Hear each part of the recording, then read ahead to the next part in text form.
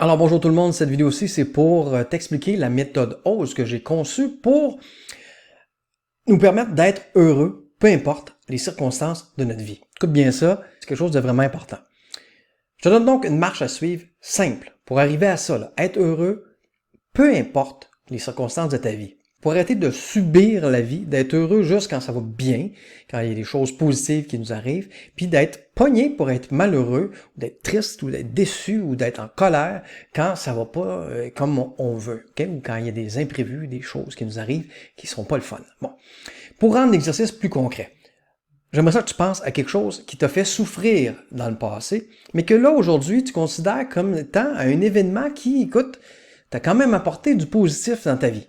Fait que, pense à ça, fais pause sur la vidéo, puis trouve-toi un événement qui ressemble à ça. Ça t'a fait souffrir sur le coup, là, c'était pas le fun, mais aujourd'hui, force est de constater que ça t'a apporté quand même du positif dans ta vie. Cool, t'as trouvé ça? Fait que là, je t'invite à compléter la phrase suivante avec, pour faire ressortir l'aspect positif de cet événement-là, ok? Donc, la phrase, c'est quoi? C'est, lorsque j'observe ou je pense à cette situation-là, je suis émotion, c'est quoi que tu ressens? Je ressens X, je suis X, parce que je suppose, je crois, je considère que, et puis là tu me dis, qu'est-ce que tu as supposé, qu'est-ce que tu as conclu, qu'est-ce que tu as considéré, qu'est-ce que tu crois. OK? Je te donne un exemple concret, pour que ce soit encore plus concret. Moi, une chose que j'ai vécue dans le passé, que j'ai vécue de façon quand même assez négative, puis qu'aujourd'hui, je trouve que c'est c'est très libérateur, très positif, c'est la décision que j'ai prise de me séparer de la mère de mes enfants. Okay? Bon. Donc, lorsque j'observe, je pense à ma décision de me séparer, je suis quoi? Si je veux faire ressortir le positif, je suis fier de cette décision-là aujourd'hui, parce que j'observe, je crois, je considère que cette décision-là m'a libéré, carrément libéré, et en plus m'a permis de rencontrer la femme de ma vie. OK? Cool. Fait que, 3 morceaux. Remettez-vous maintenant dans l'émotion du passé, puis complétez la même phrase. Bon, dans mon exemple, ça pourrait être quelque chose comme « Lorsque j'observe, je pense à ma décision de vouloir me séparer. » Émotion. J'ai peur de le faire. Parce que je suppose, je crois, je considère, quoi? Que cette décision-là va faire du mal à mes enfants, puis que je risque de rester seul toute ma vie. Ces deux phrases-là, déjà en partant, là, mettent l'emphase sur le fait que nos émotions sont pas créées par ce qu'on vit, par les situations comme telles, mais bien par ce sur quoi on pose notre attention. Ça, c'est le O de la méthode OSE. Ce qu'on observe, ce sur quoi je pose mon attention. Dans mon exemple, quand j'ai vécu du positif de ma séparation, c'est la même affaire, hein? C'est la séparation dans les deux cas. Dans le cas où j'y pense puis que c'est du positif qui en sort, ben je mets mon attention sur le fait que je me suis libéré d'une relation qui n'était pas bonne pour moi et ça m'a permis d'en trouver une qui est bonne pour moi. Donc, je mets mon attention là-dessus. Ces deux phrases-là mettent aussi l'emphase que nos émotions ne sont pas créées par qu'est-ce qu'on vit, mais non seulement ce sur quoi on porte notre attention, mais aussi sur la façon dont on a de percevoir ce sur quoi on a mis notre attention. Okay? Donc, j'ai le O, j'observe des choses. J'ai le S, je suppose des choses en fonction de ce que j'observe. Puis le E, les émotions que je ressens. Okay? Fait que, ça fait toute la différence parce que on n'a pas tant de contrôle sur les situations, les événements qui nous arrivent, les choses que les autres vont dire, ce qui va nous arriver, mais on a un contrôle, on peut avoir un contrôle sur comment on va percevoir ces choses-là. Puis on peut avoir un contrôle sur ce sur quoi on va porter notre attention. Donc, si on désire vraiment se libérer des circonstances de la vie, puis arriver à être heureux même quand tout n'est pas parfait, on a deux choix. On va porter notre attention davantage sur les choses qui vont nous faire du bien, ça c'est le O. Puis on va se forcer, on va développer notre habileté à percevoir, ça c'est le S. On va supposer des choses qui sont plus positives que négatives. Ça, c'est le S de la méthode OSE. C'est exactement ce qu'on va développer ensemble ici. Comment on va faire ça? Bien, premièrement, on va développer l'habitude de porter davantage attention à nos émotions. OK?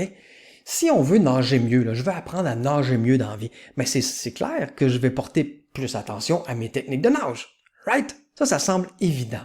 Donc, si je veux être plus heureux, bien, ça serait normal que je porte plus attention à mes émotions, qui vont me dire si présentement ce que je vis, ce que je pense, bien, ça me rend heureux ou pas. Ça va être ça notre guide.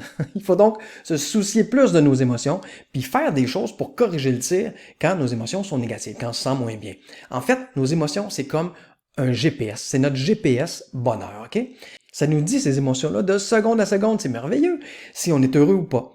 Si ce qu'on a devant nous présentement, on aime ça ou pas. Je vous invite donc à considérer vos émotions comme vos guides. Un GPS bonheur. En fait, nos émotions négatives nous disent simplement que présentement, ce sur quoi on porte notre attention, le O de la méthode, ou notre façon de percevoir ces choses-là, le S de la méthode, ce qu'on suppose, ça nous écarte de notre objectif d'être heureux. C'est comme un GPS dans ton auto. On indique une destination. Bon, pour le GPS bonheur, la destination, c'est être heureux. Bon. Puis là, le GPS dans ton auto, avec l'information que tu viens de donner de ta destination, il te trace un chemin. Puis qu'est-ce qui arrive quand tu dévies de ce chemin-là? Ben, il choque pas.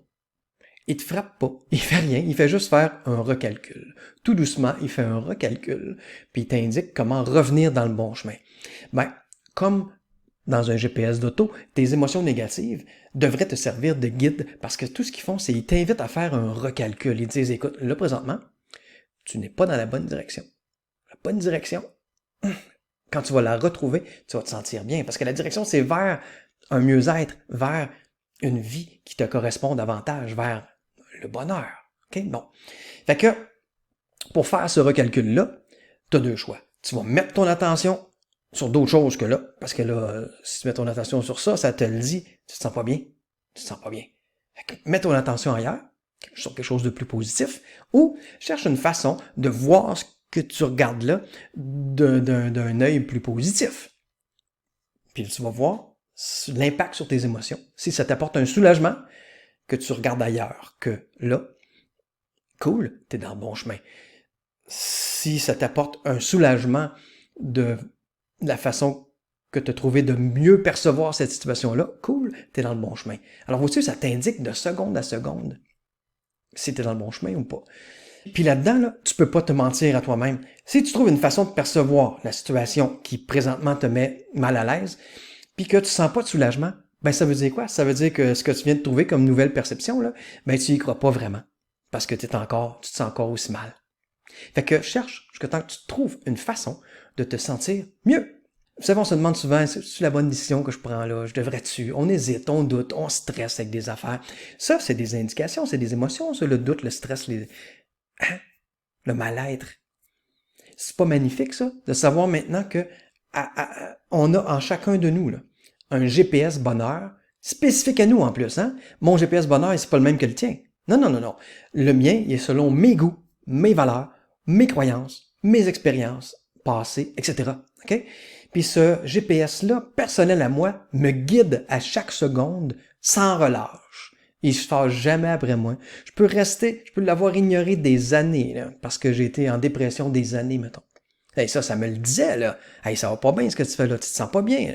Tu te sens pas bien aujourd'hui, tu te sens pas bien demain, tu seras pas bien la semaine prochaine, le mois prochain, pendant des années, tu as été stressé, déprimé, en colère. Ton GPS, il était dans le piton, il a pas arrêté de te le dire. Mais c'est jamais découragé de toi. À tout instant, tu peux décider de virer ça de bord.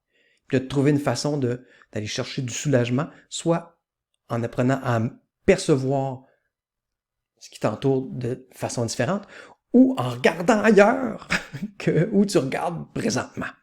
OK? Puis là, instantanément, il te boudera pas, là.